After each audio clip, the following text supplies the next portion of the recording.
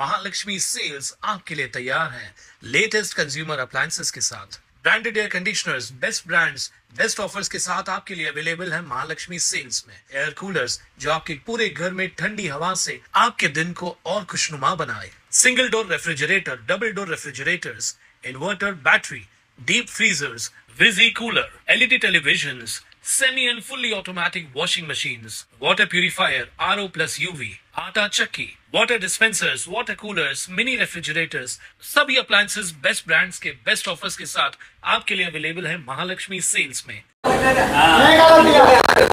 विक्की भाई आगे बढ़ो, विक्की भाई आगे बढ़ो, विक्की भाई आगे बढ़ो,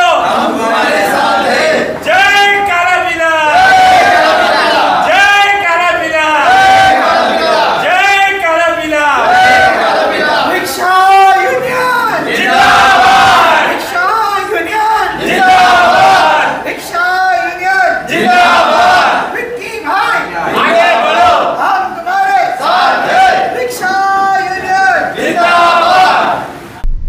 उल्हासनगर शहरात रिक्षा चालकांकडून ड्रायव्हरच्या बाजूला बसवून केली जाणारी अवैध प्रवासी वाहतूक थांबवण्यासाठी वाहतूक विभागाने कठोर पावले उचलत प्रत्येकी 10,000 रुपयांचा दंड लावला होता।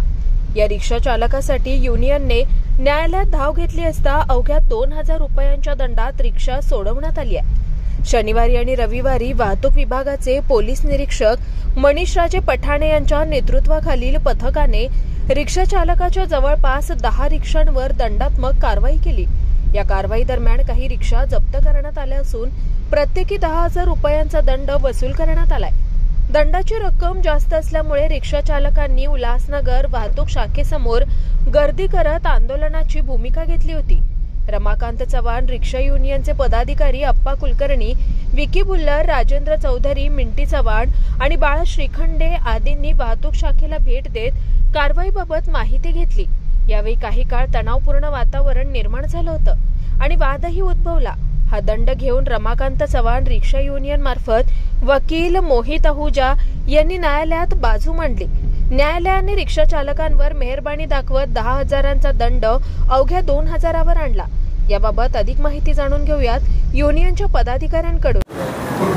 न्यायालयामध्ये आमचे कार्यकारी अध्यक्ष श्री मिंटी सिंग हे ज्या रिक्षा ड्रायव्हरवाल्यांवर केस झाली होती त्यांना 10,000 रुपये दंड सांगितला होता।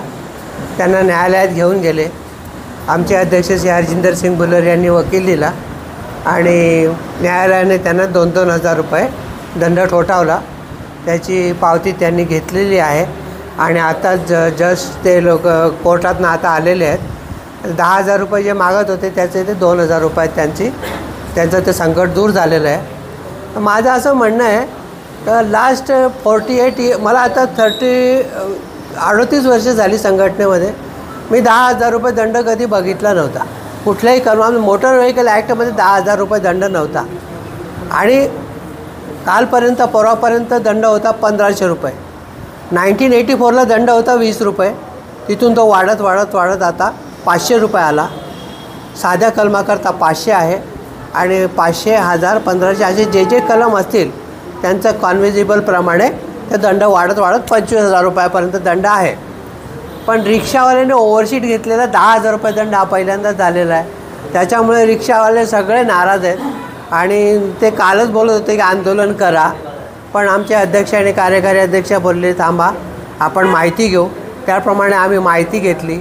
महासंघाचे अध्यक्ष प्रणव पेंडकर यांच्याशी बोलले, कार्यकारी अध्यक्ष संतोष नवले, जितू पवार यांच्याशी आम्ही बोललो।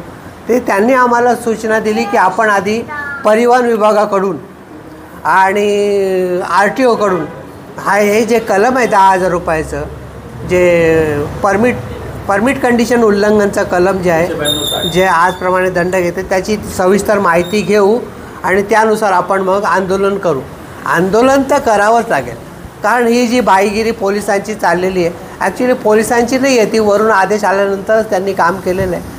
पोलिसांचं काम फक्त इम्प्लिमेंटेशन आहे। त्याप्रमाणे साहेबांनीचा हात वर केले, मी काही करू शकत नाही असं सांगितलं तर आम्हाला त्याविरोधात ते आंदोलन हे करावंच लागेल आणि एक 5 ते 6 दिवसामध्ये आम्ही आंदोलन करणार आहोत आणि त्यानुसार सगळ्या रिक्षा चालकांना सूचना दिलेल्या आहेत की तुम्ही ओव्हरशीट घेऊ नका आणि कायद्याचं पालन करा. त्या 8 ते 10 दिवसामध्ये आम्ही मग आंदोलन केल्यानंतर काय दिशा ठरवायची ते वरिष्ठ अधिकारी आमचे पण आहेत, त्यांच्याबरोबर महासंघाचे अध्यक्ष, कार्यकारी अध्यक्ष आमचे मिंटी सिंग, श्री हरजिंदर सिंग बुलर आमचे जे अध्यक्ष आहेत ते सगळे बसून निर्णय घेऊ आणि आंदोलन करू. काही रिक्षावाल्यांमुळे सर्वांवर कारवाई होते, काय सांगाल त्या रिक्षा चालकांना? निश्चितच आपलं बिलकुल बरोबर आहे, प्रश्न एकदम बरोबर आहे. पण हे तर सगळीकडेच आहे. तर गावात जसे खडे असतात तसे रिक्षा चालक पण काही खराब आहेत. आम्हालाही दिसतं की लाईनवाले लाईनीत राहतात आणि येणारे जे भाईगिरी करणार ते भाडं भरून जातात. त्यांच्यावर कशा प्रकारे कारवाई करायची? तर त्याच्याविषयी पण मी काल साहेबांना बोललेलो आहे. पठाणे साहेब आहेत वरिष्ठ निरीक्षक, त्यांनी सांगितलं त्या सगळ्या जे धटिंग करतात किंवा जे दादागिरी करतात, जे म्हणजे पुढून भाडं भरतात, त्यांचे नंबर्स तुम्ही आम्हाला द्या. ज्या गाड्या अनऑथराईज आहेत, ज्यांच्यावर परमिट नाही, ज्या अनधिकृत आहेत, त्या गाड्यांचे नंबर्स आम्हाला द्या. मी कारवाई करून तुमच्यासमोर मी कारवाई करतो, असं साहेबांनी आश्वासन आम्हाला दिलेलं आहे. कल उल्लासनगर पुलिस वाहतुक सेना के द्वारा रिक्शा ड्राइवरों पर कार्रवाई की गई थी. 10,000 फाइन, ओवर सीट का हो या फ्रंट सीट के तहत उन्होंने परमिट उल्लंघन के केस के 10,000 फाइन की थी. उसी वक्त हमारे उप शहर अध्यक्ष मिंटी भाई इन्होंने मुझे कॉल किया कि भाई ऐसा कार्रवाई की जा रही है. जब इसकी जानकारी लेके शाम को हम पठाने साहब से मुलाकात किए, उनका कहना है कि भी हमको ऊपर से आदेश है परमिट उल्लंघन का केस किया जाए. बट 10,000 पेनल्टी एक मामूली रिक्शे वाले पे करना पूरी तरह से अत्याचार है. आज रिक्शे वाला दिन में 500 रुपये बड़ी मुश्किल से कमाता है. अगर हम उसको 10,000 का फाइन करेंगे तो किस तरीके से अपना परिवार चलाएगा, या कई लोग सेल पे है वो सेल चलाएगा, कुछ भी एक्सपेंसेस EMI वगैरह बहुत से ये एक्सपेंसेस है. बाद में जब हम उनसे मुलाकात की, उन्होंने कहा कि भाई मैं इसमें आपकी कोई मदद नहीं कर सकता हूँ. फिर आज सुबह सब केसेस कोर्ट में भेजे गए. हमने एडवोकेट मोहित आहूजा जी को किया था, उनका भी हम तहे दिल से धन्यवाद करते हैं. उन्होंने कोर्ट में अच्छी तरीके से फाइट करके जो 10,000 का फाइन था उसको 2,000 का किया गया है.